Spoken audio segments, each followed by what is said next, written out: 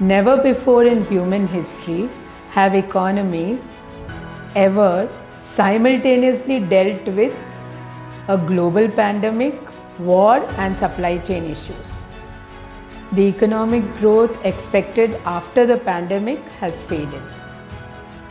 The entire global economy has suffered from slow growth and high inflation. There's an increase in unemployment rates, bankruptcies, and falling consumer spending. This indicates that our economy could be heading towards a recession. To get a clear picture, let's look at what's happening.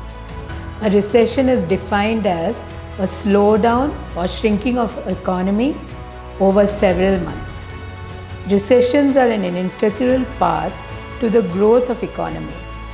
Economies tend to grow until something triggers it to slow down or cause a recession. There are plenty of reasons why this might have happened, such as war, pandemic, or even busting of a financial bubble. High inflation is suffocating economic growth. Inflation is when prices increase, resulting in currency losing value. So consumers must spend more than they used to. This is the result of increased money supply during the pandemic. An increase in interest rates is a good way to slow down or reverse inflation. Raise in interest rates is another critical factor that indicates that the economy is going towards a recession. During the pandemic, people spent their saved up money creating a high demand for products. Unfortunately, the number of products produced was disrupted by factories shutting down and supply chain issues caused by the pandemic. This has led the prices of everyday products to skyrocket.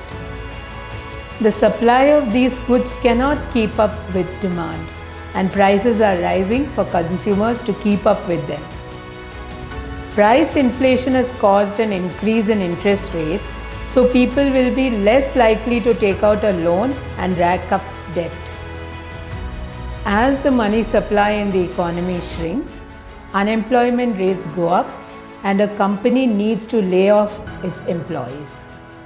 More people will have less income to spend, which will slow down the economy even more.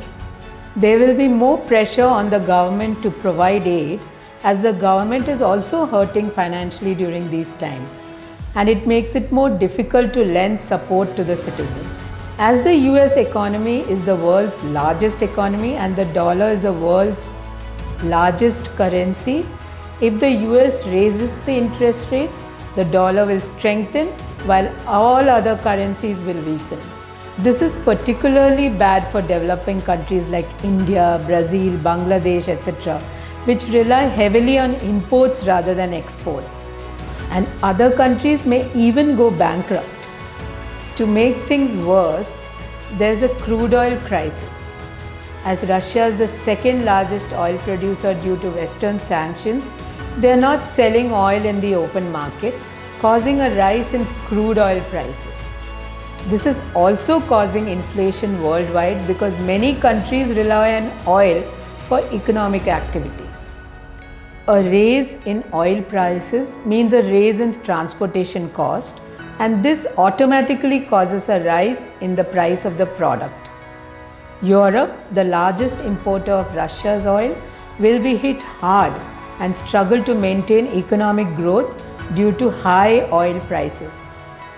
Meanwhile, in China, coal shortages are resulting in problems in the manufacturing and distribution industries. Real estate crises are causing problems to China government, including political crisis in the country, with all these factors slowing the country's GDP growth, causing an effect on multinational corporations, which may result in temporary price increases for many goods in the coming days. However, raising interest rates, providing support to the unemployed, and giving business time to recover will cause the economy to pick back up and grow again.